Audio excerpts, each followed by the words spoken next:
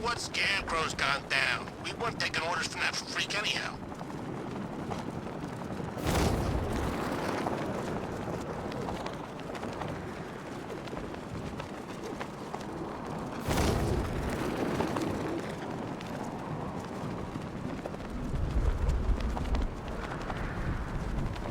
I miss Scarecrow's speeches. Felt real Halloweeny. Riddler's definitely funnier, though.